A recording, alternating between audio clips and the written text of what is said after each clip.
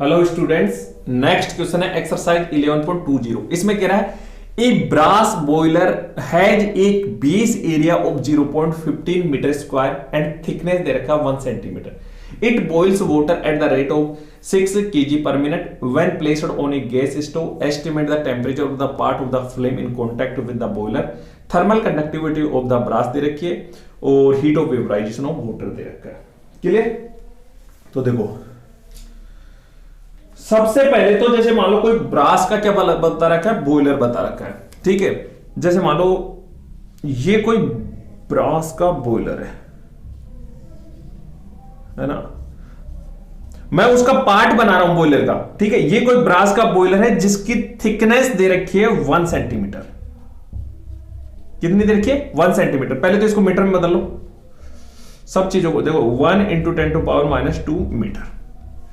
कोई ब्रास का बॉयलर है जिसकी थिकनेस, मतलब जैसे कोई ऐसे मान लो ये कोई बॉयलर है, ये मानो, ठीक है, और जिसकी थिकनेस कितनी दे रखी है? 1 सेंटीमीटर, मतलब 1 × 10⁻² मीटर। क्लियर? जो इसका सरफेस एरिया है ना, वो कितना दे रखा है? सरफेस एरिया दे रखा है 0.15 मीटर स्क्वायर, ठीक है। और इसमें भरा हुआ है वाटर। क्या भरा हुआ है? Water at 100 degree Celsius. 100 degree Celsius water, ठीक है।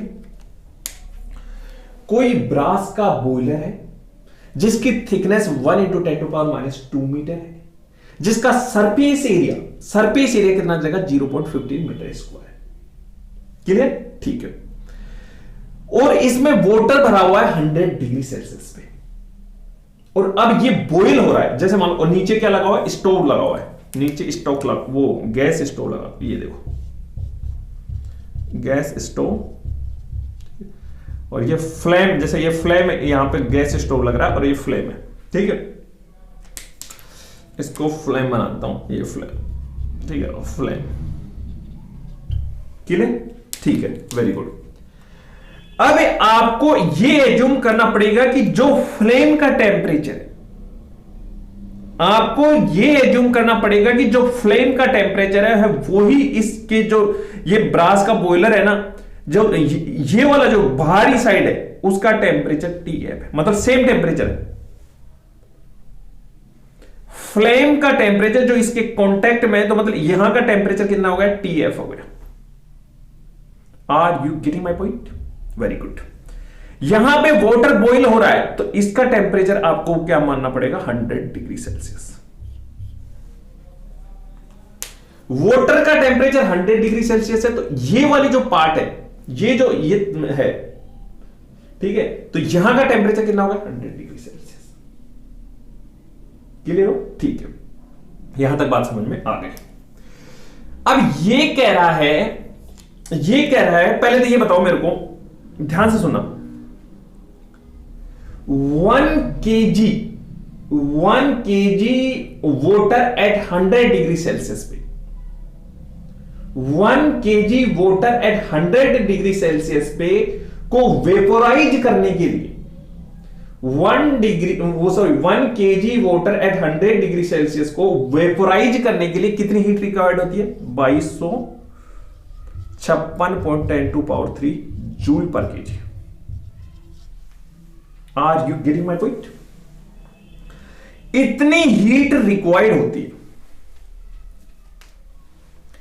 1 kg water at 100 degree Celsius को बॉयल करने के लिए, मतलब वेपोराइज करने के लिए, लिक्विड से किस में कन्वर्ट करने के लिए? वेपर में कन्वर्ट करने के लिए इतनी हीट रिक्वायर्ड होती है। अगर मैं आपसे पूछूं कि मुझे 6 kg पर मिनट करनी है, 6 kg पर मिनट कितनी करनी है, तो कितनी हीट रिक्वायर्ड होगी? How much heat is the required? 1 kg water at 100 degree Celsius को लिक्विड से वेपोराइज, मतलब वेपर फॉर्म में बदलने के लिए इतनी हीट रिक्वायर्ड होती है। तो 6 kg के लिए कितनी रिक्वायर्ड होगी? 6 kg पर मिनट। इसको 6 से मल्टीप्लाई कर दो, kg से kg कैंसल, तो इतनी हीट रिक्वायर्ड होगी 2256 इंटू 10⁻³ इंटू 6 जूल पर मिनट रिक्वायर्ड होगी। सर आप ये वाटर है, लिक्विड में है 100 डिग्री, तो वेपोराइज करने के लिए इतनी हीट रिक्वायर्ड, इतनी हीट दे दो, मैं बदल दूंगा। मैं आपसे पूछूं कि पर मिनट कितनी, सेकंड कितनी रिक्वायर्ड होगी, तो क्या करोगे आप 60 से डिवाइड कर दोगे, तो ये हो जाएगा सेकंड में। इससे ये हो गया 2256 इंटू 10⁻² जूल पर सेकंड। 6 से 6 और एक यहां पे ये कैंसिल हुआ तो 2 हुआ। इतनी हीट रिक्वायर्ड होगी। अब ये हीट आएगी कहां से, ये हीट आएगी कहां से, मैं दूंगा या कौन देगा? ये फ्लेम देंगे और यहां से कंडक्शन हो रहा है। क्या हो रहा है? कंडक्शन हो रहा है, हीट का कंडक्शन।